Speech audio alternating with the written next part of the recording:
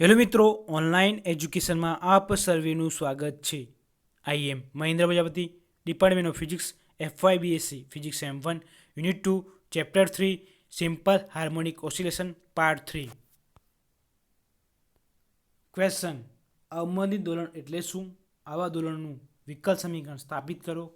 તેના ઉકેલ મેળવવા માટે કિસ્સાઓની ચર્ચા કરો. 1. R² > 4π μ over damped motion. 2. R² = 4π μ critical dampen motion. 3. R² < 4π μ under dampen motion. એટલે કે અવમંદિત દોલનો એટલે શું સમજાવો અને તેની મદદથી 3 કિસ્સાની ચર્ચા કરો. R² = 4 μ, R² < 4 μ, R² = 4 μ, R² < 4 μ સમજાવો. એટલે 3 કિસ્સાનો અભ્યાસ કરીએ આપણે. આન્સર: સરળ અવમંદિત દોલનો કરતાં દોલિત તંત્રની યાંત્રિક ઉર્જા E = 4π μA² એ કંપવિસ્તાર પર આધાર રાખે છે.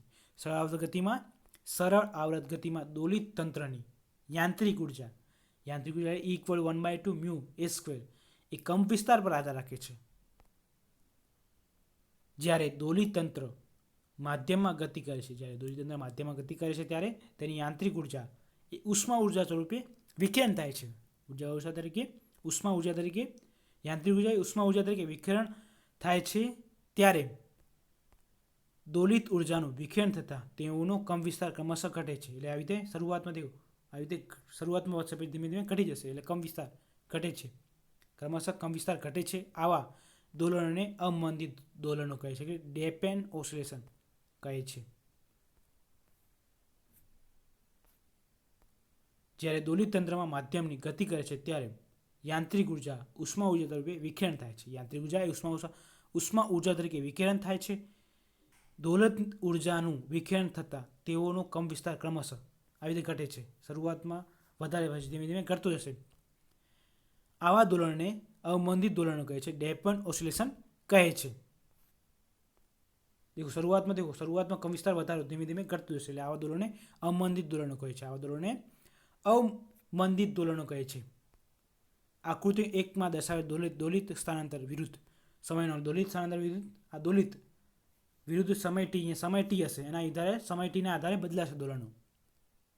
જે આલેખમાં દર્શાવેલ છે, આ શું કહેવાય છે? આલેખ કહેવાય છે. તેની મદદથી આપણે અવમંદિત દોલનનો અભ્યાસ કરી શકીએ છીએ. આકૃતિ 1 આલેખ દર્શાવે છે કે સમય વધવાની સાથે કંપવિસ્તાર ચરગાંઠ રીતે ઘટે છે.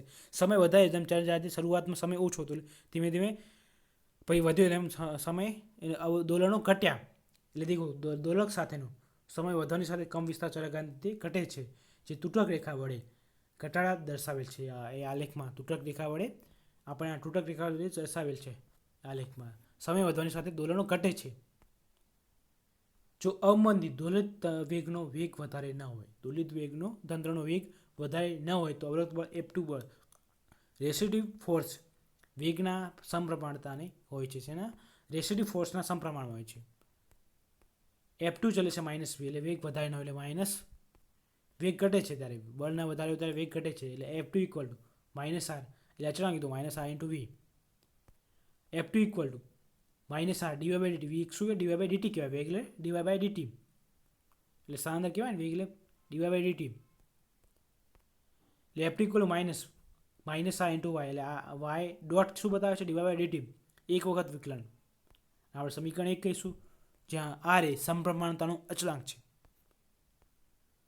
સમીકરણ 1 ને અવરોધ્ય ગુણાંક ડેમ્પિંગ કોએફિશિયન્ટ કહે છે. સમીકરણ 1 ને ડેમ્પિંગ કોએફિશિયન્ટ કહે છે. આમ વ્યવહારમાં સરળ આવૃત ગતિ કરતા દોલિત તંત્ર એ બે પ્રકારના દોલનો કહે છે. એટલે બે પ્રકારના દોલનો હોય છે, એક પુનઃસ્થાપક બળ અને અવરોધ્ય બળ. એટલે પુનઃસ્થાપક બળ અને અવરોધ્ય પોતાનું બળ. પુનઃસ્થાપક શરૂઆતમાં પોતાનું બળ, પછી અવરોધ્ય બળ લાગે છે સમયના કારણે, એટલે અવરોધ ઉત્પન્ન થશે. એટલે દોલનમાં પુનઃસ્થાપક બળ અને અવરોધ્ય બળ ઉદ્ભવે છે. અહીં -v ને દર્શાવે છે કે જે આ બળો એ સ્થાનાંતરની વિરુદ્ધ દિશામાં જશે. એટલે આપણને દેખો, પુનઃસ્થાપક બળ = F1 = -μy, અવરોધ્ય બળ = F2 = -r × v, એટલે ઇક્વલ ટુ આ -r × y ડોટ, એટલે /dt એટલે y ડોટ લખી શકીએ, કારણ કે એક વખત ન્યૂટનના ગતિના બીજા નિયમ મુજબ ન્યૂટનના ગતિના બીજા નિયમ મુજબ m equal m DY by m a equal to m a એટલે શું બતાવે છે ડી સ્ક્વેર બાય ડીટી. પ્રવેગ એટલે શું કહેવાય? પ્રવેગ એટલે D square by DT. D square by DT square equal minus mu Y minus R into R dot. એટલે આમાં દેખો ન્યૂટનના ગતિમાં બીજા નિયમ એટલે બે બળ લાગે, પુનઃસ્થાપક બળ અને અવરોધી બળ. એમાં ન્યૂટનના બીજાની ગતિના મુજબ બે બળ પર આધાર રાખે છે. પદાર્થ બે બળ પર આધાર રાખે છે. એટલે m into D square y upon d t square equal minus mu into y minus R into dot Y dot equal to દેખો m d y by d t y double dot એટલે D square by DT square એટલે બે વખત વિકલન બતાવે એટલે m into Y double dot equal to minus mu Y minus R into Y dot. આ સમીકરણ એ આવા પદાર્થ લાગતા બળો એક સ્પ્રિંગના લીધે પુનઃસ્થાપક એટલે કે આ અમુક પદાર્થમાં સ્પ્રિંગના કારણે અને એટલે સ્પ્રિંગના કારણે માઇનસ મ્યુ વાય લાગે છે અને અવરોધી બળ minus R dot Y dot minus R into Y dot એટલે બે બળ ઉદ્ભવે છે આમાં. સ્પિનના કારણે પુનઃસ્થાપક બળ અને અવરોધી બળ એ સમયના કારણે. એટલે Y equal to Y M into Y double dot equal minus mu Y minus R into Y dot. એટલે આ ચિહ્ન આ બાજુ જશે, બંને ચિહ્ન આ માઇનસવાળા આ બાજુ જશે એટલે પ્લસ થશે. એમ વાય ડબલ ડોટ વત્તા આર વાય ડોટ વત્તા મ્યુ વાય ઇક્વલ ટુ 0. સમીકરણ 2 કહ્યું. સમીકરણ 2 એ દ્વિતીય ક્રમનું એટલે રેખીય એટલે કે સમાંગ વિકલ સમીકરણ છે. આ દ્વિતીય ક્રમનું રેખીય વિકલ સમીકરણ છે જે અવમંદિત દોલનનું વિકલ સમીકરણ કહે છે. અને અવમંદિત દોલનનું અને સમીકરણનું શું કહેવાય? અવમંદિત દોલનનું વિકલ સમીકરણ કહે છે. અવમંદિત દોલનનું વિકલ સમીકરણ ઉકેલ મેળવવા માટે આપણે કારક ડી અપન ડીટી આપણે ડી લઈશું એટલે કારક લઈશું. એટલે સમીકરણ 2માં ડી અપન ડીટી એટલે કેપિટલ ડી આપણે ડી અપન ડીટી ડી લીધા છે સમીકરણ 2 ને ઉકેલ માટે. એટલે એમ વાય ડબલ ડોટ વત્તા આર ઇન્ટુ વાય ડોટ વત્તા mu into Y equal to 0. હવે આ શું બતાવે છે? Y double dot D square Y DT square અને વાયના DY by DT M into D square Y DT square R વત્તા ડીવાય બાય ડીટી વત્તા mu into Y equal to 0. M into D square Y D વત્તા R into DY વત્તા mu into Y equal to 0. M DY by M DT square વત્તા R D વત્તા mu Y equal to 0. એટલે આમાં શું common નીકળશે? Y common નીકળશે. આમાંથી વાય કોમન નીકળશે. એમ ડી સ્ક્વેર વત્તા R D Y equal to વત્તા ડી એટલે આમાંથી શું આ વાય ગુણાકારમાં ભાગાકારમાં જશે. સમીકરણ 3 કહીશું અને સમીકરણ 3 કહીશું. સમીકરણ 3ની મદદથી આપણે જો આ દ્વિઘાત સમીકરણને S1 ને S2 દર્શાવે છે એટલે y equal C1 e dash to S1t C2 e C2t સમીકરણ 4 કહીશું. આ શું કહેવાય? દ્વિઘાત સમીકરણ. આ દ્વિઘાત સમીકરણ માટેનું સૂત્ર છે y equal C1 e dash to S1t વત્તા C2 e S2t સમીકરણ 4 કહીશું. જ્યાં C1 અને C2 શું અચળાંક છે. C1 અને C2 જ્યાં C1 અને C2 અચળાંકો છે એટલે S1 બરાબર લખી શકીએ અચળાંક બરાબર લખી શકીએ માઇનસ આર અપન 2m વત્તા 1 upon 2m r square minus 4m dash to 1/2 સમીકરણ 5 કહીશું. અને S2 બરાબર minus r upon 2m minus 1 upon 2m r square minus 4m dash to 1/2 સમીકરણ 6 કહીશું. અને સમીકરણ 6 કહીશું.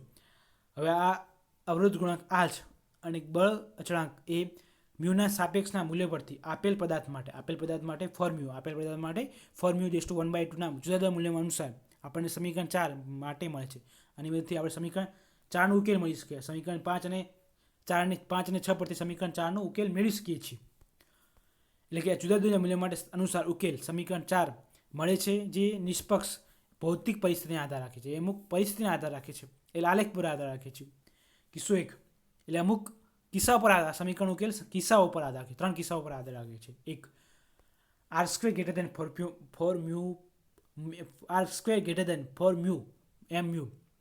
2 r square equal to four m mu અને r square less than four mu પર આધાર રાખે છે. 3 કિસ્સાઓ પર આધાર રાખે છે. 1 first r square greater than four m mu over damped motion y equal to C1 e dash to r 2mt e dash to 2m1 r square minus 4m dash to 1/3 વત્તા C2 e dash to minus RT upon 2m minus e dash to minus 2m r square 4m dash to 1/2t.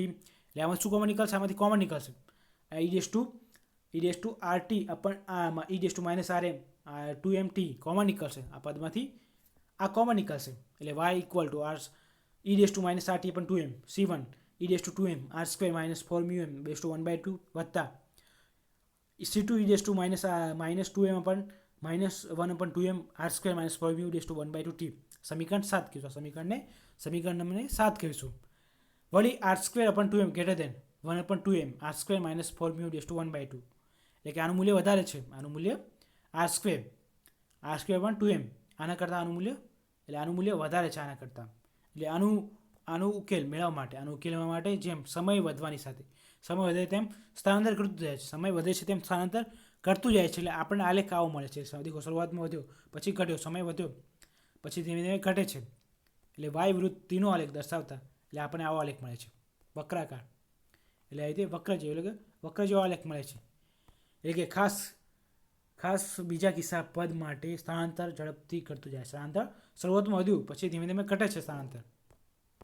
એટલે આવૃત ગતિ નથી, પરંતુ ગતિને ઓવરડેપેન એટલે કે ઓવરડેપેન કહે છે. આને શું કહેવાય? ઓવરડેપેન ગતિ કહે છે. આ ગતિને ઓવરડેપેન ગતિ કહે છે. આકૃતિમાં 2 દર્શાવેલ છે. કિસ્સો 2 r² 4mu ક્રિટિકલ ડેપેન મોશન.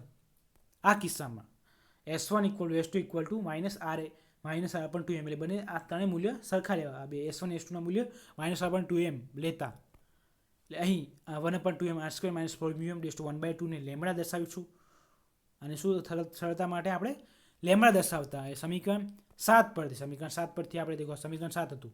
આ સમીકરણ 7 પરથી y = e⁻rt/2m c1 e⁻1/2m r² minus 4μ raise to 1/2 t વત્તા c2 e⁻1/2m r² minus 4μ raise to 1/2 t. આ સમીકરણ 7 પરથી. એટલે આપણે હવે આના બરાબર લેમડા લઈશું. એટલે y = e⁻rt/2m c1 e⁻λt આની જગ્યાએ આપણે લેમડા મૂકતા e⁻λt વત્તા c2 e⁻λt અને સમીકરણ 8 કહેવું. સમીકરણ 8 કહેતા.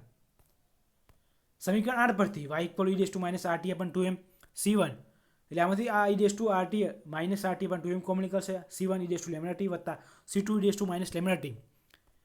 હવે લેમડા ડેશ ટુ 0 લે લક્ષમાં લેતા હોય એટલે r² 4μ હોવાથી લેમડા ડેશ ટુ 0 લેતા આપણને શું મળશે? r² લેસ દેન એટલે લગભગ 4μm થશે.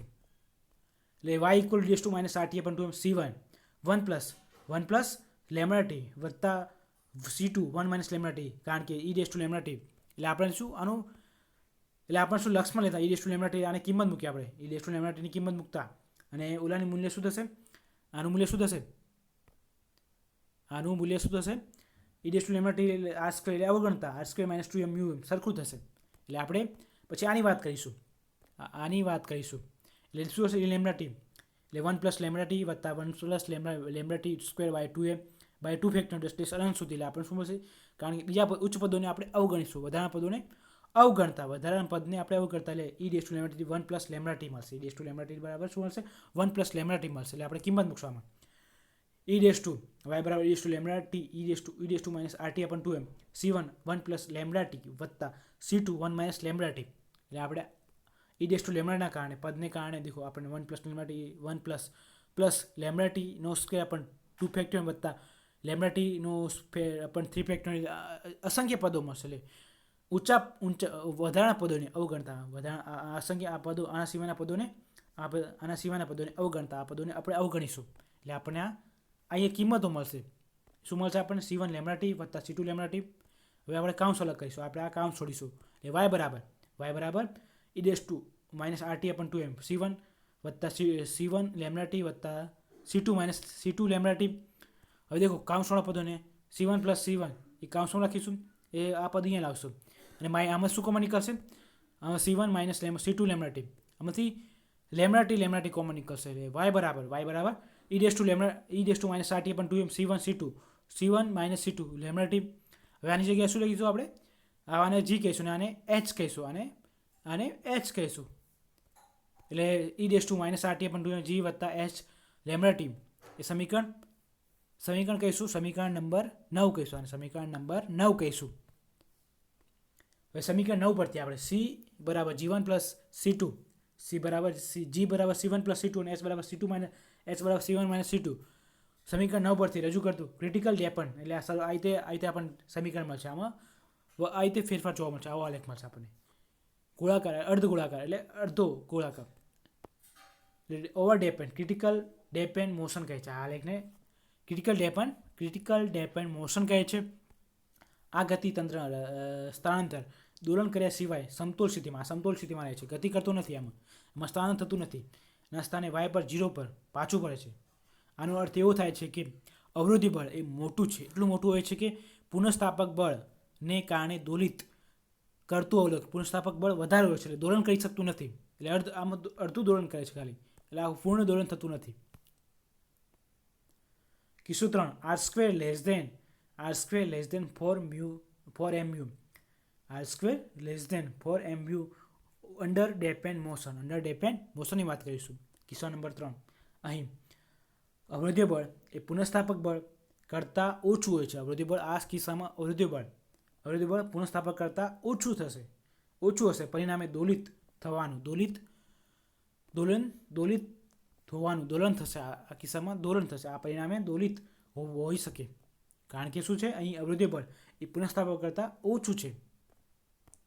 હવે lambda equal r² upon 4 mu upon r² upon 4m નો square minus mu upon m raise to 1/2 અને લેમડા ઇક્વલ વર્ગમૂળમાં -1 mu upon m minus r² upon 4 mu square raise to 1/2 લખી શકાય.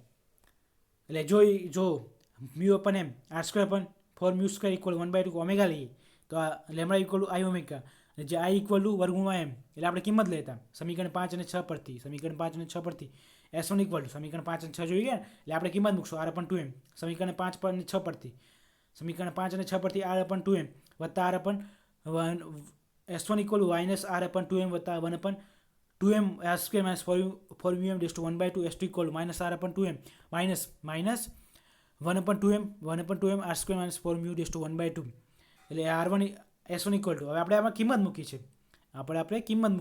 એટલે S1 equal to minus r upon 2m minus i omega, આની કિંમત i omega થશે. S2 equal minus r upon 2m minus i omega.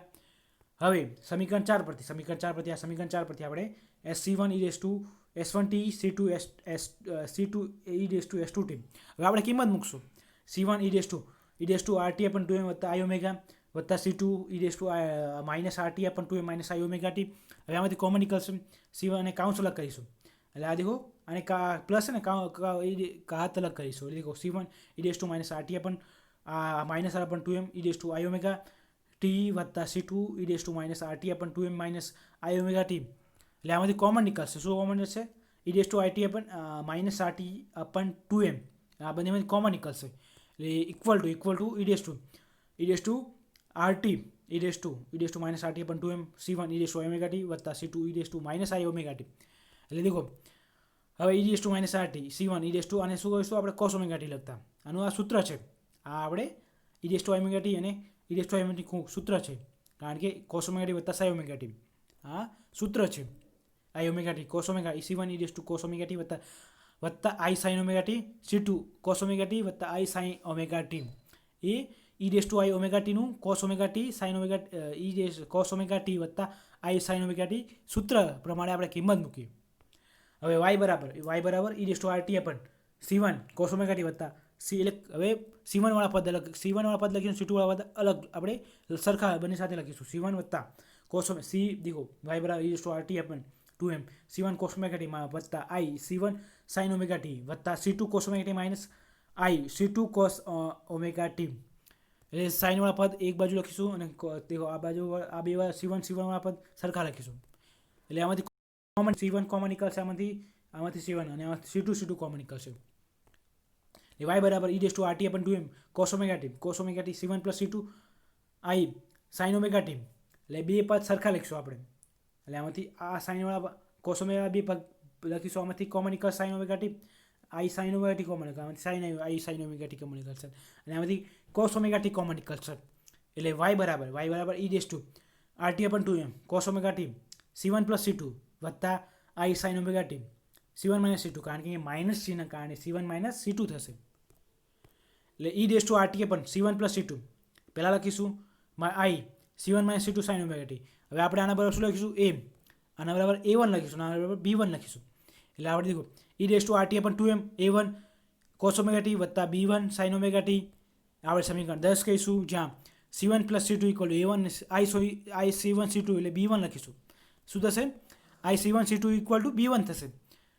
અહીં સમીકરણ 10નો ઉકેલ નીચે મુજબ લખે છે. સમીકરણ 10નો ઉકેલ આપણને મળશે આ એ ઇક્વલ ટુ e RT પણ cos ઓમેગા ટી -5 સમીકરણ 11 કહીશું જ્યાં એ sin phi બરાબર B1 લખીશું અને એ cos phi બરાબર A1 લખીશું. એટલે અને એના બરાબર શું અને tan phi બરાબર શું મળશે આ બેનો ભાગ કહીશું શું મળશે sin ભાગ્યા cos એટલે શું મળશે આપણને tan મળશે. એટલે tan બરાબર B1 plus A1 B1 tan phi બરાબર B1 ભાગ્યા A1 એટલે આપણે શું મળશું sin ભાગ્યા cos કઈ શું મળશે આપણને tan મળશે ને એટલે B1 ભાગ્યા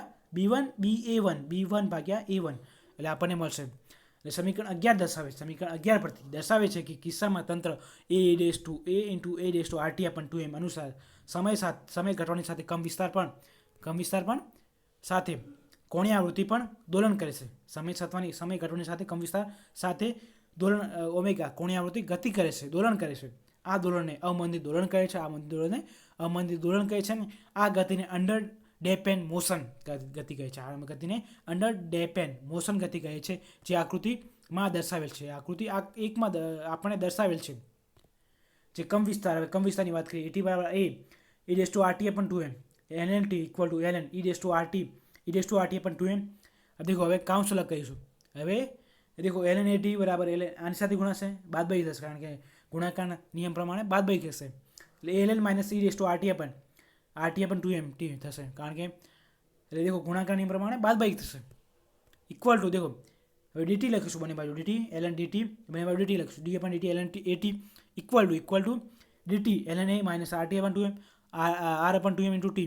દેખો d/dt ln T એ આનું મૂલ્ય શું થશે 0 થશે. ln નું મૂલ્ય શું થશે 0. અહીંયા શું થશે આનું મૂલ્ય શું થશે કારણ કે d/dt કારણ કે આનું મૂલ્ય 0 થશે જ્યારે આનું મૂલ્ય R/2 dt/dt થશે dt થશે કારણ કે આપણે dt લીધા d/dt લીધા શું થશે -R/2m d/dt એટલે ઇક્વલ ટુ દેખો d/dt ln AT equal to -R/2m dt શું થશે અહીંયાનું આનું મૂલ્ય 1 થશે. એટલે આપણને મળશે d/dt ln AT બરાબર -R/2m d/dt ln T equal -R/2m મળશે. આ અહીં R/2m એ કમ વિસ્તારના લોગરિધમ સમયના ઘટાડા સાથે લોંગ ડિક્રીમેન્ટ કહે છે. આના સાથે સમય ઘટે છે R/2m સાથે RM2m સાથે ઘટવાની સાથે સમય પણ ઘટે છે અને શું કહે છે લોંગ ડિક્રીમેન્ટ કહે છે. હવે સમીકરણ 11માં આવતા અચળ A અને A phi એ અને કમ વિસ્તારને કળા એ પ્રારંભિક શરતોને અનુસરે છે. પ્રારંભિક શરતોના આધારે નક્કી થાય છે. એટલે T બરાબર 0 સમયે y બરાબર 0 અને v ઇક્વલ ટુ 0 લેતા ત્યારે આપણે શું મળશે 0 equal to a cos phi એટલે cos ક્યારે હશે π/2 cos શું હશે ત્યારે મૂલ્યનું શું હશે π/2 હશે. આ સમીકરણ 11 પરથી y બરાબર a RT 2m cos omega t -5. હવે આપણે ફાઈની કિંમત મૂકશું. ફાઈની કિંમત π/2 થશે. ફાઈની કિંમત આપણે જોઈએ ને y બરાબર 0 ત્યારે t બરાબર 0 આપણે શું મળશે y બરાબર 0 અને cos phi બરાબર શું મળશે π/2. હવે આપણે કિંમત મૂકશું ફાઈની કિંમત મૂકશું એટલે આપણે ફાઈની કિંમત આપણે π/2 એટલે equal to a RT 2m cos omega t × π/2 એટલે y બરાબર a RT 2m sin omega t સમીકરણ મળશે કારણ કે cos π/2 ના કારણે બદલાઈ જશે શું આવશે cosનું શું થશે sin થશે એટલે આપણને સમીકરણ 12 મળશે. આ સમીકરણ 12 મળશે y બરાબર a RT 2m sin omega t સમીકરણ 12 કહીશું. હવે t બરાબર 0 સમય લઈએ સમીકરણ t બરાબર 0 સમય સમીકરણ 12 પરથી y બરાબર RT y બરાબર a RT sin omega t હવે dy/dt કહીશું dy/dt a RT 2m sin omega t. હવે આપણે આનું વિકલન કરીશું y ડોટ થશે RT 2m આનું વિકલન શું થશે ગુણાકાર નિયમ પ્રમાણે આનું વિકલન થશે પછી આ એમ થશે પછી આનું વિકલન થશે પ્લસ ગુણાકાર નિયમ પ્રમાણે પ્લસ થશે એટલે આ -RT 2m માં RT 2m dy sin omega t sin omega એટલે ઘાતનું દેખો એટલે ના કારણે આગળ આવશે એટલે -RT અને t નું મૂલ્ય 1 થશે એટલે દેખો RT R/2m આનું વિકલન થશે પછી પ્લસ આવશે કારણ કે ગુણાકાર નિયમ પ્રમાણે પ્લસ આવશે એટલે -R/2m RT 2m sin omega t plus a omega sin omega t પછી સાઇનનું વિકલન થશે સાઇનનું શું થશે cos ઓમેગા t એટલે આપણને y બરાબર y ડોટ એટલે આપણને આ મળશે y ડોટ બરાબર y R/2m a RT sin omega t વત્તા a omega t -RT 2m cos omega T. એટલે હવે આ કિંમતમાં આ સમીકરણમાં આપણે t બરાબર 0 મૂકતા અને y ડોટ બરાબર v0 લેતા. એટલે v0 equal minus RT upon 2m e dash to RT upon 2m sine 0, કારણ કે અહીંયા આપણે 0 મૂકવાના છે, t બરાબર 0 મૂકવાના વત્તા a e dash to t into 0 દેખો ઇન્ટુ કોસ ઓમેગા ઇન્ટુ 0. હવે દેખો આ પદ 0 થઈ જશે, આ પદ 0 છે, સોરી આ પદ 0 થશે, આનું મૂલ્ય 1 છે આપણને. એટલે 0 વત્તા a ઓમેગા કોસ 0નું મૂલ્ય શું થશે? 1 થશે. કોસ 0નું 1 થશે અને આનું e ડેશ ટુ 0 એટલે 1 થશે. એટલે v0 ઇક્વલ 0 વત્તા a ઓમેગા ઇન્ટુ 1. એટલે આપણને દેખો આનું મૂલ્ય શું થશે? આનું મૂલ્ય 0 થશે, આનું મૂલ્ય 1 થશે. એટલે v0 ઇક્વલ 0 વત્તા a ઓમેગા ઇન્ટુ 1. એટલે v0 ઇક્વલ a ઓમેગા અને એને કરતા બનાવશો v0 બાય ઓમેગા થશે, આ ગુણાકારમાંથી ભાગાકારમાં જશે. એટલે v આપણે કમ વિસ્તાર બરાબર a બરાબર v0 અપન ઓમેગા આપણને મળશે. હવે પ્રારંભિક શરતો હેઠળ સમીકરણ y બરાબર a RT upon 2m sin omega t, y બરાબર v0 અપન ઓમેગા, એટલે આપણે એની કિંમત મૂકી. એટલે y બરાબર v0 upon omega e dash to RT upon 2m sin omega t સમીકરણ 13 કહીશું. સમીકરણ 3 એ નિશ્ચિત પ્રારંભિક શરતો હેઠળ ઉકેલ મેળવવા માટે ટિપિકલ એટલે પર્ટિક્યુલર ઉકેલ મળે કહેવાય. અને શું કહેવાય? પર્ટિક્યુલર ઉકેલ કહેવાય. બરાબર. હવે ટી સમયે કમ વિસ્તાર લઈએ તો at બરાબર a e dash to RT upon 2m સમીકરણ 14 કહીશું. હવે વળી t પ્લસ ટી લઈએ ત્યારે એટલે ટી શું બતાવે છે? આવર્તકાળ. જે આપણે દોલન કરીએ ત્યારે શું મળશે? આપણને આવર્તકાળ મળશે. એટલે જ્યાં ટી શું બતાવે છે? આવર્તકાળ. ત્યારે at વત્તા T equal e dash to a into at વત્તા T equal a into e dash to RT into T વત્તા ટી. આપણે આ કિંમત મૂકીએ, ટીની કિંમત મૂકતી, એટલે દેખો r વત્તા t into t plus t upon 2m સમીકરણ 15 કહીશું. હવે સમીકરણ 14 અને 15 પરથી બંનેને સમીકરણ 14 ને 15 વડે ભાગતા એટલે at વત્તા T equal to a upon e dash to RT upon 2m upon a e dash to RT into t upon 2m. એટલે દેખો અહીંયા a ઉડી જશે. એટલે at વત્તા T equal to e dash to RT upon 2m upon RT upon 2m into e dash to, કારણ કે આનો સરવાળો હતો ને એટલે ગુણાકાર થશે, એટલે ઘાત અલગ કરી देखो e dash to RT upon 2m upon e dash to RT upon 2m upon into RT upon 2m देखो माइनस RT अपन 2m जरूर उड़ी जैसे minus RT upon 2m upon minus RT upon 2m उड़ी जैसे D तो આપણે D કહીશું. D dash to RT upon 2m મળશે. e dash to RT upon D બરાબર e dash to RT upon 2m મળશે. અને આને બંને બાજુ ln લેશું એટલે e ઉડી જશે. એ ln લેશું એટલે થશે બંને બાજુ ln લેતા આ ગુણા દેખો ઘાતમાંથી અંશમાં આવશે. આ ઘાતમાંથી RT अपन ln e દૂર જશે અને આપણને RT अपन 2m મળશે. ln t equal RT upon 2m એટલે r બરાબર આને કરતા બનાવશું આપણે આરને કરતા બનાવશું એટલે T upon 2m by T થશે, કારણ કે ગુણાકાર દીધો આ આરને કરતા બનાવશું એટલે અંશવાળું છેદમાં જશે, અંશવાળું છેદમાં આવશે અને છેદવાળું અંશમાં જશે એટલે r બરાબર ln 2m अपन ટી ઇન્ટુ ln ડી સમીકરણ 16 કહીશું. સમીકરણ 16 દર્શાવે છે કે ડી અને ટી પ્રાયોગિક મૂલ્ય એ પરથી અવરોધીય ગુણાંક આરનું મૂલ્ય શોધી શકાય છે. સમીકરણ 16 પરથી અવરોધ ગુણાકારનું મૂલ્ય શોધી શકાય છે. નોંધ ln ડી બરાબર 2.3 log t અને ડી લઈ શકીએ. એટલે આપણે દેખો સમીકરણ 16 દર્શાવે છે કે ટી અને ડીના પ્રાયોગિક મૂલ્ય પરથી અવરોધક ગુણાંક આરનું મૂલ્ય શોધી શકીએ છીએ.